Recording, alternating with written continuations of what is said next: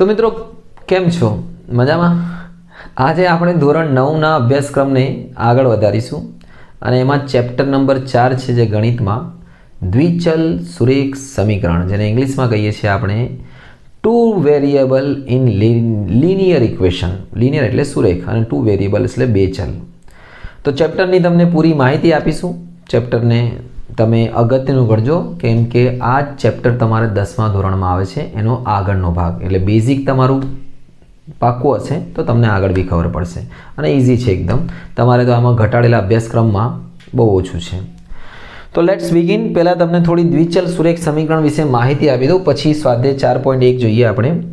હવે સમજીએ આપણે કે દ્વિચલ સુરેખ સમીકરણ. What is two variable in linear equation? If you are in the English medium you can also watch. એટલે જો તમે અંગ્રેજી માધ્યમમાં આવો તો બી તમને ખબર પડશે.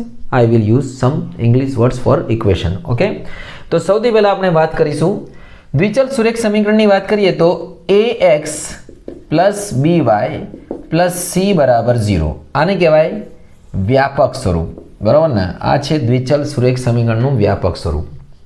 હવે આ છે શું એ બી સમજીએ. પહેલાં તો જેને સમીકરણના, અને આમાં એક શરત બી યાદ રાખજો તમે કે ભાઈ a square plus B square is not equal to 0. આ શરત બી યાદ રાખજો.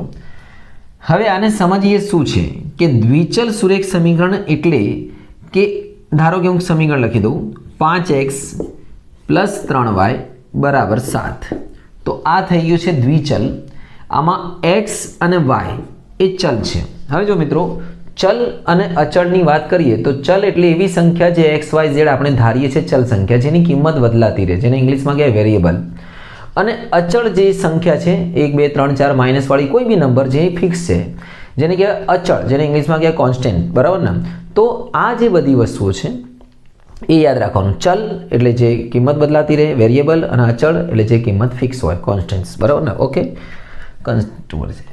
તો હવે આપણે વાત કરીશું, જો આ એક સમીકરણ તમને દેખાય છે ને, આની અંદર આ જે છે x એક ચલ છે, આ y છે બે ચલ, એટલે આનું નામ પડી ગયું દ્વિચલ સુરેખ. અને સુરેખ એટલા માટે કે સુરેખનો મતલબ કે જેમાં ઘાત બે, એકથી વધુ ઘાત ના હોય, અથવા સાદી ભાષામાં ઘાત ન હોય. તમારે યાદ રાખવાનું, કોઈ બી એના પર એક્સપોનેન્ટ ના હોય. ધારો કે અહીંયા હું કહી દઉં 2 ઘાત તો ના ચાલે, કારણ કે અહીંયા સુરેખ નથી, આ દ્વિઘાત થઈ ગયું છે. અહીંયા બી 2 ઘાત 3 ઘાત કોઈ બી ઘાત ના ચાલે. x અને y એક જ ઘાતમાં હોવા જોઈએ. સમજી ગયા છો? ઓકે, તમને અને એક બીજી જાણકારી આપી દઉં. તમને કોઈ કહે કે 7x બરાબર 5, શું આ દ્વિચલ છે? ભાઈ આ બી છે, x છે, y ભલે ના હોય. દ્વિચલમાં એક ચલ બી હોય તો બી એને દ્વિચલ કહી શકાય, બરાબર ને? ધારો કે ખાલી y હોય તો બી એ દ્વિચલ કહી શકાય, એટલું યાદ રાખજો.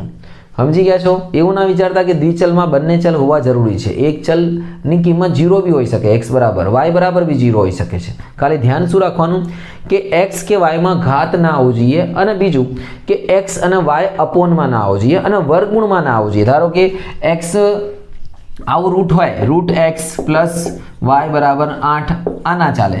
રૂટ x માં ના ચાલે. હા, સંખ્યામાં રૂટ હશે તો ચાલશે, સંખ્યામાં રૂટ ચાલશે, પણ x માં કે y માં વર્ગમૂળ ના આવવું જોઈએ, કે એક વર્ગમૂળ આવે એટલે 1/2 ઘાત આવી જશે. ખ્યાલ આવી ગયો તમને? ઓકે, તો લેટ્સ બિગિન. 4.1 જેમાં પહેલો જે દાખલો છે એમાં ખાલી આપણે સમીકરણ દર્શાવવાના છે. પહેલો દાખલો આ મુજબ છે કે ભાઈ નોટબુકની કિંમત તમારી સમક્ષ દેખાશે, અહીંયા આવી જશે. નોટબુકની કિંમત પેનની કિંમત કરતાં બમણી છે. આ સમીકરણને, આ જે વિધાન છે એને સમીકરણ સ્વરૂપે દર્શાવો, અને ધારો કે નોટબુકની કિંમત x છે અને પેનની કિંમત શું છે? y. ઓકે, તો લેટ્સ બિગિન. ધારો કે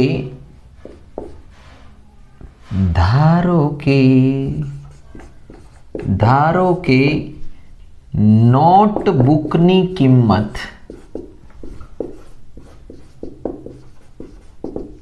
x રૂપિયા છે. x રૂપિયા. નોટબુકની કિંમત શું લઈ લઈએ ભાઈ? x. અને બીજું શું છે? પેન. પેનની કિંમત y રૂપિયા છે. હવે આપણને શું કીધું છે? નોટબુકની કિંમત પેનની કિંમત કરતાં બમણી છે. નોટબુકની કિંમત કોના કરતાં? પેનની કિંમત કરતાં બમણી છે. બમણી એટલે 2 ગણી, મતલબ એક નોટબુકમાં 2 પેન આવી જશે. નોટબુકની કિંમત પેનની કિંમત કરતાં બમણી છે, એટલે એક નોટબુકની કિંમત પેનની કિંમત કરતાં બમણી છે, એટલે એક્સ અને વાય. આ નોટબુક છે, આ પેન છે, તો 2 શેમાં મૂકવાનું? જે બમણી હોય એમાં.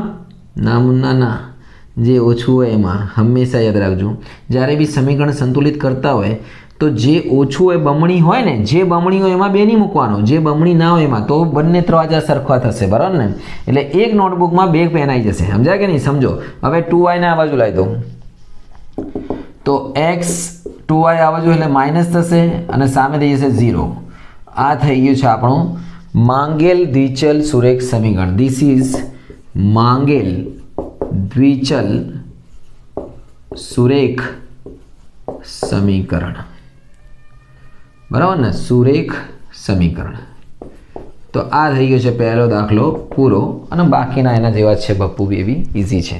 આગળ જોઈએ બીજા પ્રશ્ન તરફ. મિત્રો પ્રશ્ન 2 તમારી સમક્ષ રજૂ છે. નીચે દર્શાવેલ દ્વિચલ સુરેખ સમીકરણને ax + by + c તરીકે દર્શાવો અને abc ની કિંમત શોધો. તો આપણી પાસે અલગ અલગ દ્વિચલ સુરેખ સમીકરણ છે. જો ધ્યાન રાખજો, પહેલો જે છે એને લખી દઉં છું 2x + 3y = 9.35, એના ઉપર 12 છે. હવે આમાંથી abc લખવાનું છે. હંમેશા યાદ રાખો, abc લખવાનું તો સામે 0 હોવું જોઈએ.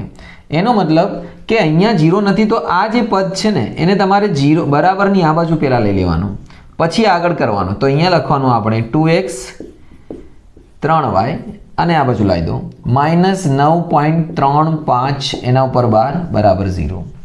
ઓકે, હવે તમે abc લખી શકો છો. આ જે x જોડે છે એ છે, y જોડે b છે, અને જે ત્રીજો વધે છે c છે. તો a બરાબર આવશે x નો સહગુણક એટલે 2, b બરાબર આવશે y નો સહગુણક 3, અને c બરાબર -9.35, જેમાં 5 ઉપર 12. આ થઈ ગયું છે a, આ થઈ ગયું છે b, અને આ થઈ ગયું છે c. એકદમ ઇઝી વસ્તુ છે. બીજા પ્રશ્ન તરફ આવી જઈએ. બીજા પ્રશ્નમાં છે x y/5 -10 બરાબર 0. હવે અહીંયા શું થશે? આ 5 ને છે ને બગા હટાવવું પડશે, એટલે અહીંયા ગુણી દો અને અહીંયા ગુણી દો. જ્યારે બી કોઈ સંખ્યાના છેદમાં સંખ્યા હોય તો એને બાકીની સંખ્યા વડે ગુણી દેવાનું, એટલે પતી જાય. તો 5 ને અહીંયા ગુણી દો તો તમારે થઈ જશે 5x y અને 50. ઓકે મુન્ના, ચલો અબ્બા ચબ્બા ડબ્બા ABC. બોલો એ અબ્બા શું છે? 5. બચ્ચા શું છે? અહીંયા જો કોઈ નહીં, जिसका કોઈ નહીં सबका मालिक 1. એટલે જેનું સહગુણક કશું નહીં ત્યાં લખી દેવાનું 1, પણ માઇનસ હોય તો -1 હે ભાઈ, યાદ રાખજો. ના હોય તો 1, પણ માઇનસ હોય તો -1, અને c બરાબર 50 અચળ પદ. ચલો ત્રીજું છે -2x + 3y બરાબર 6. તો સૌથી પહેલા ભાઈ બરાબરની સામેવાળી રકમને इस બાજુ લઈ આવો. તો first of all put the 6 here. તો when 6 come here it become minus, and then write the value of a, b and c. What is a? -2, -2, b 3, અને c -6, -6. ઓકે, જો આ a છે, b છે અને c છે. Okay, ચલો બહુ ઇઝી છે. ચોથો પ્રશ્ન એની વાત કરીએ. x = 3y. હવે આ ધ્યાન દીજો, જો x = 3y. 3y ને આ બાજુ લઈ દઉં તો માઇનસ થશે. પહેલાં તો x - 3y બરાબર 0. હવે અહીંયા a પહેલાં લખીએ. a એટલે x નો સહગુણક, જે x ની આગળ હોય. અહીંયા કશું નહીં, सबका मालिक 1. तारीफ तेरी निकली है दिल से. b बराबर -3, બરાબર ને? અને જો c બરાબર કોઈ બી પદ નથી તો શું લખી દેવાનું? 0. જ્યારે અચળ પદ ના હોય તો c બરાબર 0. ઓકે, આ થઈ ગયા છે 4. બીજા બાકી છે, એ બી જોઈ લઈએ આપણે. ચલો મિત્રો, પાંચમો જોઈ લઈએ આપણે. પાંચમો જે છે ભાઈ એ છે x બરાબર 2x બરાબર -5y. 5y ને આ બાજુ લાવી દઉં તો 2x પ્લસ 5y. હવે આમાં c વાળો પદ તો છે નહીં એટલે તમે 0 બી લખી શકો, તમને જો આ રીતે બી લખી શકાય. તો બોલો a બરાબર 2, b બરાબર 5 અને c બરાબર 0. तेरा क्या होगा हीरो. 6. આગળ વાત કરીએ છઠ્ઠામાં. આ બહુ સારો છે. 3x પ્લસ 2 બરાબર 0. હવે ધ્યાન દીજો, તમારે પહેલાં સમજવાનું છે કે આમાં x વાળું છે, a બરાબર 3 થશે તો શું b બરાબર 2? હા, b બરાબર 2 થશે? ના મુન્ના ના, b બરાબર 2 થશે જ નહીં, કે b એટલે y વાળું પદ અને y વાળું છે નથી, તો તમે આમ લખી શકો છો 0y. થઈ ગયા ને? ના લે ને ના લે, 1 2 3 અબ્બા ચબ્બા ડબ્બા. અબ્બા બરાબર a બરાબર શું છે? 3, b બરાબર 0 અને c બરાબર 2.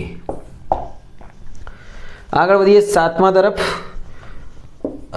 y માઇનસ 2 બરાબર 0. હવે અહીંયા ખાસ જોજો, અહીંયા y તો છે બગા, x વાળું પદ નથી, તો શું કરવાનું? અહીંયા મૂકી દેવાનું ભાઈ 0x, y એમને માઇનસ 2 0.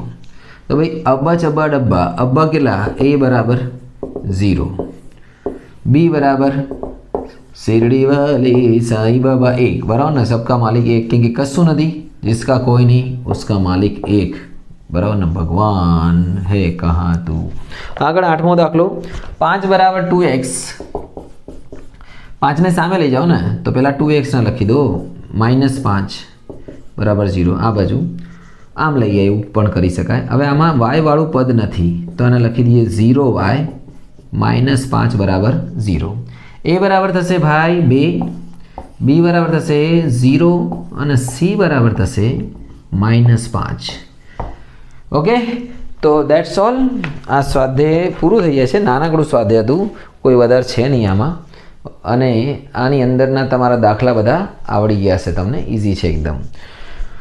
તો મિત્રો પ્રેક્ટિસ કરજો, કેમ કે આ જે સ્વાધ્યાય છે એમાં ABC વાળું પૂછે છે ને, એ 10મા વાળામાં બી પૂછે છે કે ભાઈ ABC જણાવો, બરાબર ને. ઘણી વખત 10માં બી 1 માર્ક્સમાં પ્રશ્ન પૂછી લે છે, અને એના પછી રહેશે 4.2, એ તમને નેક્સ્ટ વિડીયોમાં મળી જશે. અને જો મિત્રો ચેનલ પર નવા હોય તો સબસ્ક્રાઈબ જરૂર કરજો અને લાઈક જરૂર કરજો, જેથી તમારા માટે એક અવનવા વિડીયો મળતા રહેશે તમારા ભણતરના, જે તમને બહુ ખૂબ જ મદદ કરવાના છે. તૈયારી કરો, આગળ વધો. શુભ.